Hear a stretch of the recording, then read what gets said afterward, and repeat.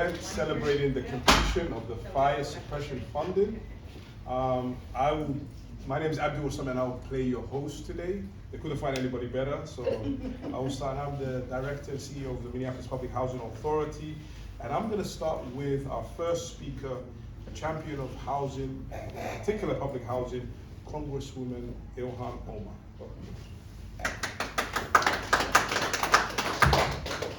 Thank you, Abdi, and I would say you're a fine master of ceremonies. So, good morning, everyone. Thank you so much for being here. Just over 3 years ago, families across our city and Minnesota were home with their families the day before Thanksgiving when a fire broke out in a high-rise building here in the neighboring neighborhood, City of Riverside, just around the corner where I grew up as a refugee. 5 people lost their lives. Our community experienced pain and loss, but we also know the power of unity and hope. The City of Riverside community worked tirelessly to help the families affected by the fire. And my team and our staff helped distribute food to those in need. But we also learned a devastating fact, that these homes were not equipped with sprinklers. And if they were, lives would have been saved. This is why I introduced legislation in my first term in Congress that ensures every public housing unit in this country is equipped with sprinklers and demanding accountability from HUD so that we never see another devastating tragedy like the one that befell on the residents of my district. I've also been fighting really hard to try to make sure we have resources directly allocated to Minnesota and here in the 5th to fund sprinkler updates. And I am proud that earlier last year, we were finally able to secure $2 million in funding for sprinkler updates for the Minnesota Public Housing Authority. It is with great honor that was met with partnership from the state, city, and we have been able to now be on our way to completing these renovations for the 42 units that are located here. So with that, again, just completely delighted to be here to see another building getting retrofitted. We've had a couple of tours of the other sites last year, and I just look forward to seeing this project fully completed. So thank you all.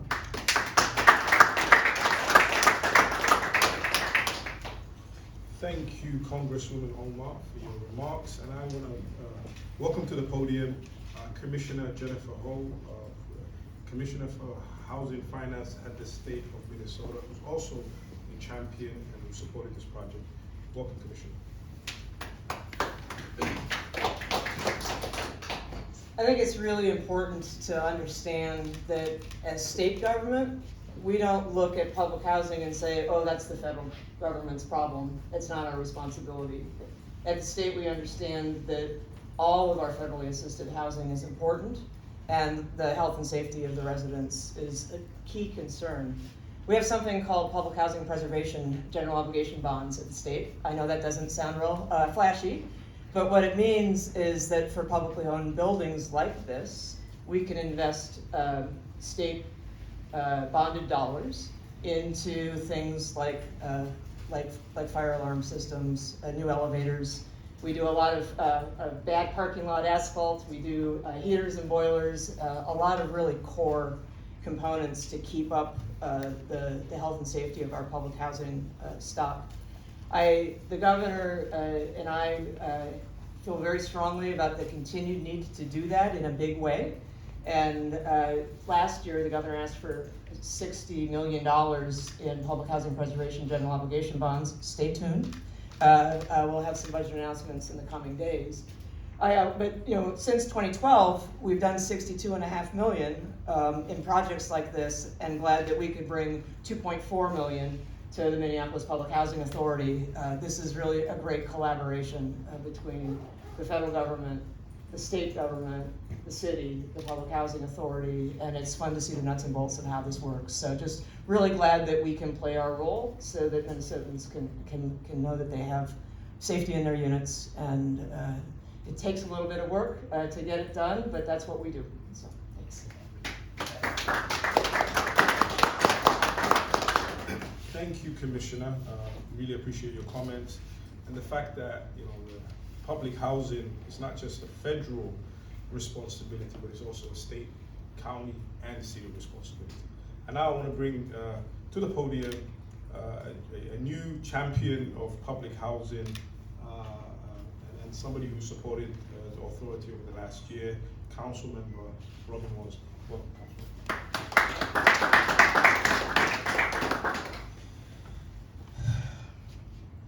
Jerome Stewart, Nadifa Mahamud, Mariam Mohammed Mahamud, Amatala Adam, Tyler Scott Barron.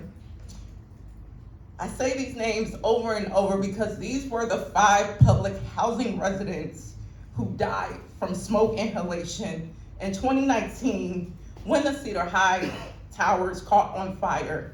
And I've been taking this morning in just seeing the installation and thinking their deaths could have been prevented. There's no way around it.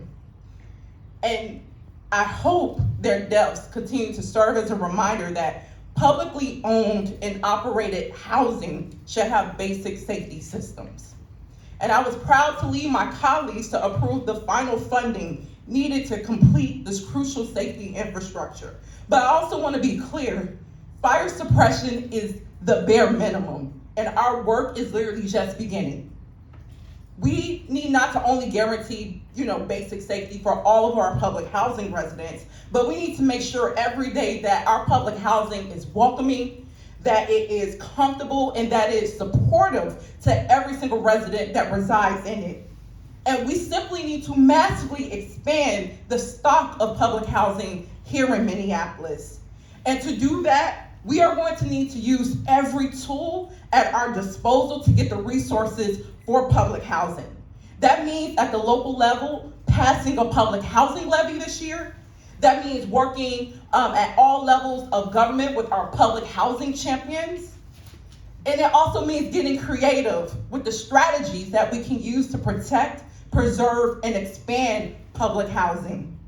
And I just want to take a moment to thank the electeds here who have demonstrated a persistent commitment to supporting public housing and our residents. Thank you, Congresswoman Omar. Thank you, Commissioner Ho. Thank you, President McGovern. And thank you, Director Wasame, for all continuing to support this needed public asset and making sure that we never have a situation like what we had in 2019 ever again.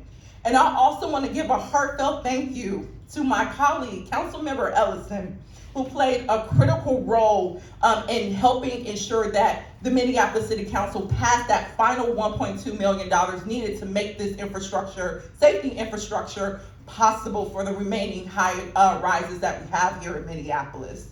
And I look forward to continuing to partner with MPHA, our public housing residents, my colleagues, and other elected officials to ensure that public housing remains a key part of solving the housing crisis here in Minneapolis. So I just want to thank everyone. I hope we hold these lives in mind when we're talking about what it means to invest in public housing and the need for it in our city. Thank you.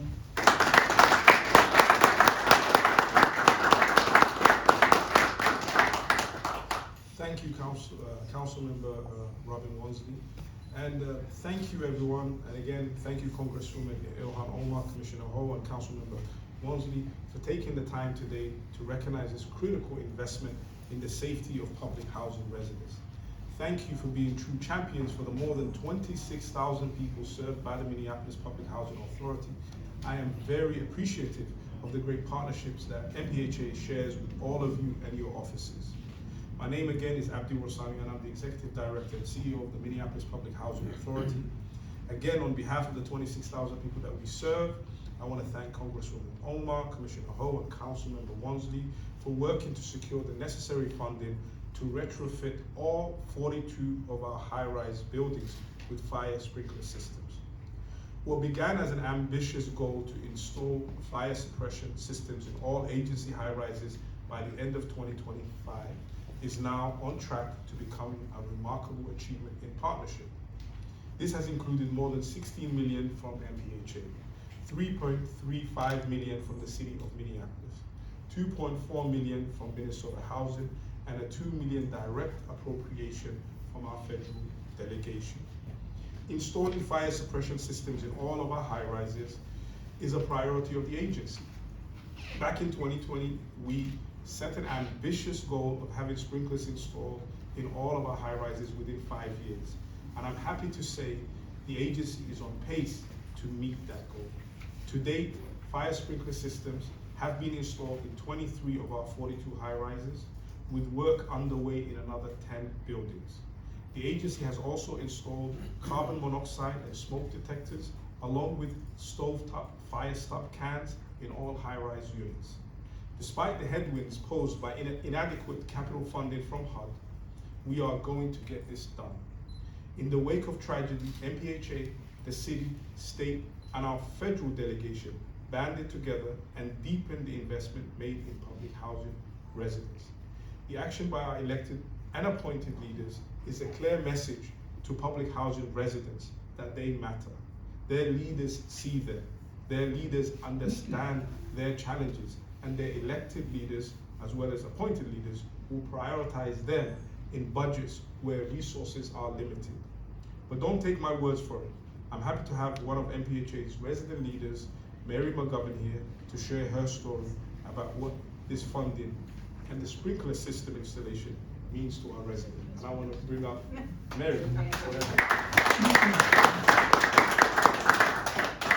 Thank you. Peace of mind. That's what every resident in our 42 high-rises want, is peace of mind. That they don't have to worry that there's a fire next door, and that we don't have the tragedy that we had at Cedars. We don't want to ever go through that again. They did construction over at the Elliott Twins where I reside. They put the sprinkler system in everywhere. So one day I'm talking to one of the construction workers, and I said, "What are those little white hats on the ceiling there?" And he said, "Those are the fire. When there's a fire, those little hats will pop off and the water will come out." I said, "Fantastic.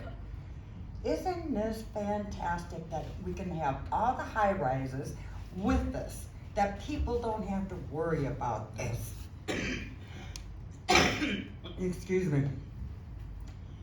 They can sleep better at night, and just so much more, you know? Like I said, peace of mind is wonderful. Thank you.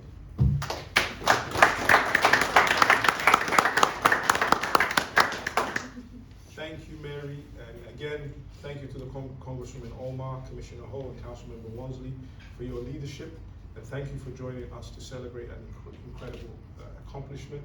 And now I will open it up to any questions. Mary, can we just get your spelling real quick? We're gonna go through that? I remember the last time. It's McGovern, Mary McGovern, McGovern. Thank you. All right. Any other questions?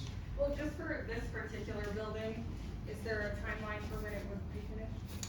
Yes. Mary, September of this year. We just started construction in December. I see no further As, questions. no, I do.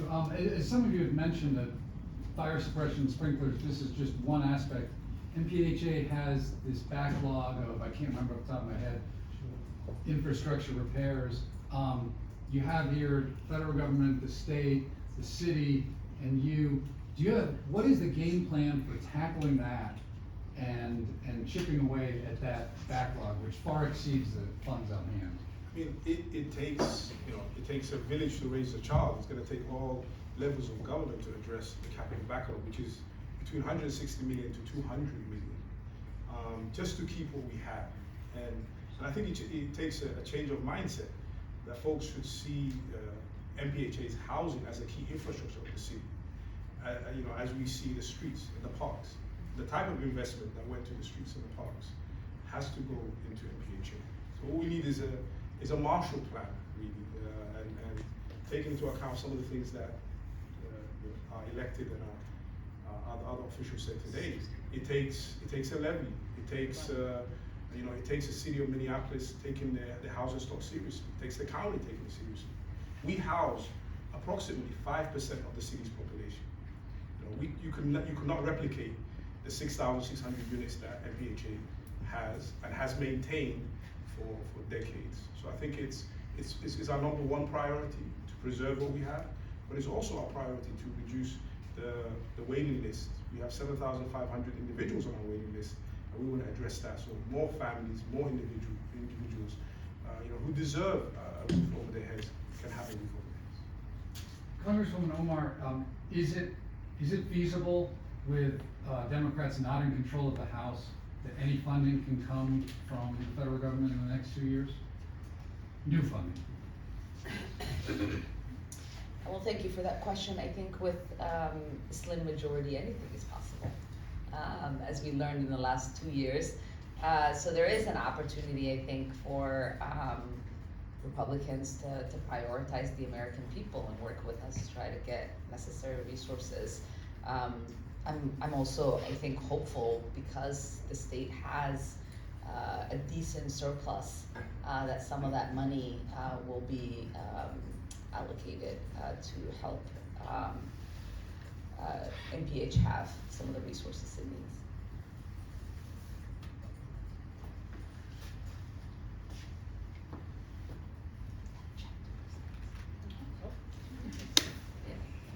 I'm just gonna pitch again, Director Wasame highlighted this, but the public housing levy is a crucial component that the city of Minneapolis, along with the support of residents, and I'm not just talking about public housing residents, every single resident of Minneapolis can help to address that, extensive backlog. And that is something that I'm really excited to, partner with my colleagues on council, because we will be the first kind of front lines in initiating that process by passing a resolution.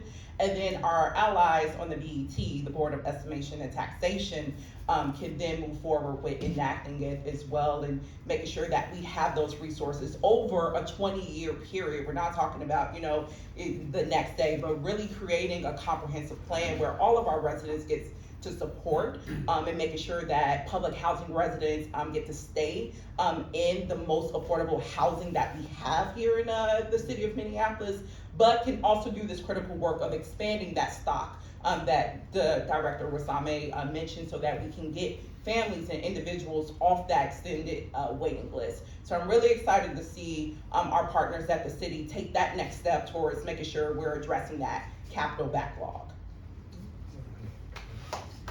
Thank you. Yeah. Yes. So for the residents who were here during the fire, I can imagine that was very traumatizing. So did many of them stay? Did they have an option to move? Because you mentioned that wait list, it's like, where could they have gone if they wanted to? I don't really, Mary? I don't have the top of my head, but we have our operations director here.